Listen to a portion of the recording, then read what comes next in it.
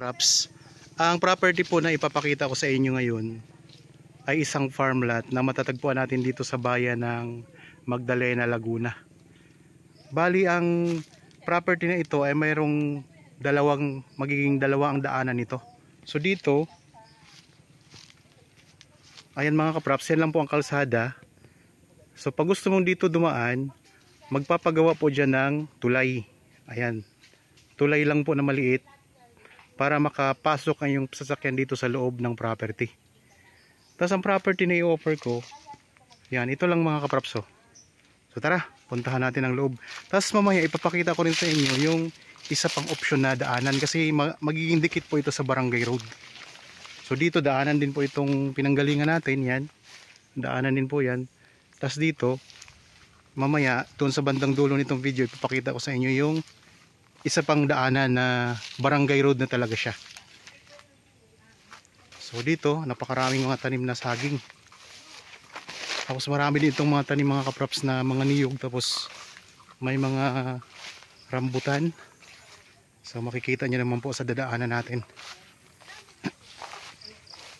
Bali ang kabuuang sukat ng farm lot na ito ay kalahating hektarya o 5,000 square meters. Ito ay titulado mga kaprops, patag na patag ang lupa. Ang presyo nito ay makikita nyo sa description box at sa title nitong video. So ayan, may bunga na yung saging mga kaprops. Ayan, bunga na, ang daming bunga nya.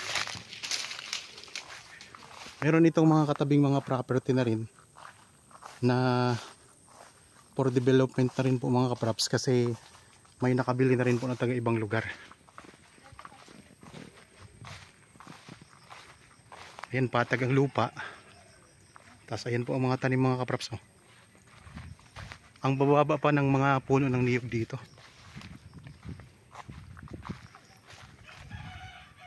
May mga tanim na ito, may tanim na dragon fruit. Tapos meron na rin kayo dito mga kapitbahay mga kaprops.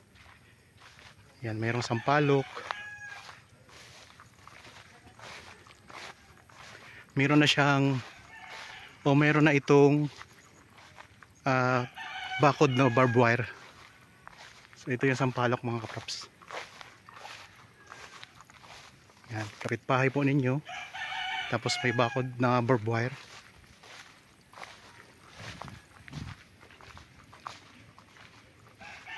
Yan, kagaya niyan mga kaprops, ganyan ang pwede nyong gawing tulay. Meron silang ginawa dito ng tulay. Yan, pwedeng gayahin nyo po yan para makapasok po yung sasakyan dito.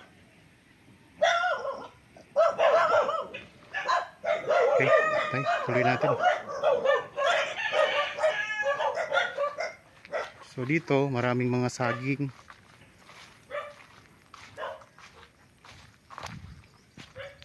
Yan, mga niyog, ang baba pa ng mga niyog dito. May mga guyabano.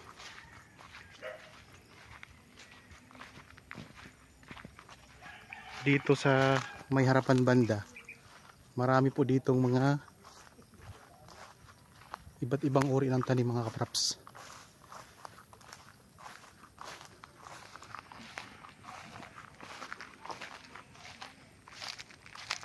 Yan, may mga rambutan.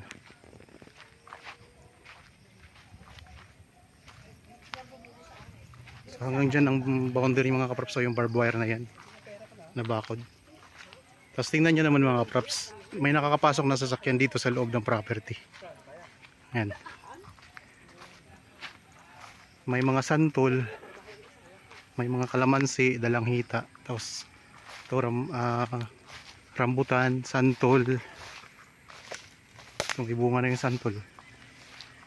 Puno ng santols dito, mga rambutan. Tapos mga kaprops, dito sa gilid,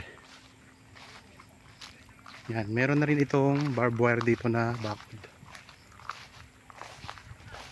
Tapos ang magiging barangay road mga kaprops, yung sinabi ko sa inyo kanina na dalawang option ninyo. Yung kaninang pinanggalingan natin, may kalsada doon. Tapos yan po, barangay road na po yan mga kaprops. Yung mga mga kahoy na yan na hilera hanggang doon po, palabas na po yan sa kalsada Yan po ay barangay road na. So naka ano na yan, gagawin na po yan mga kapraps. Hindi pa nga lang po siya sementado. Yan, meron nga nakapasok na sasakyan dito. So may sasakyan na nakapasok. Yan ang barangay road mga kapraps. Simula dito, yan, dikit na tayo sa barangay road. Diyan hanggang doon. Yan yung magiging barangay road na. O barangay road na talaga yan mga kapraps. Aayusin na lang po yan. Puputulin po yung mga kahoy na nakahilera para maiayos yung kalsada.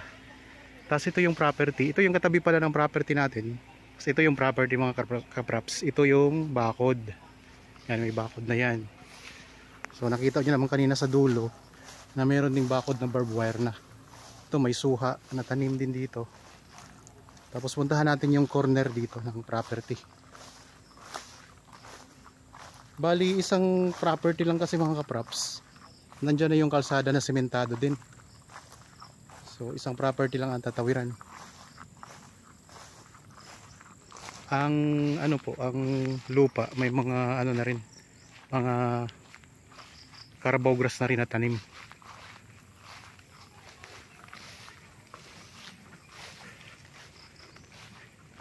So sa mga naghahanap dyan ng property na ganito lang ang sukat, 5,000 square meters or kalahating hektarya, ito mga kapraps, pwede na to sa inyo. Maraming mga tanim So ikot ko lang camera mga kapraps ha.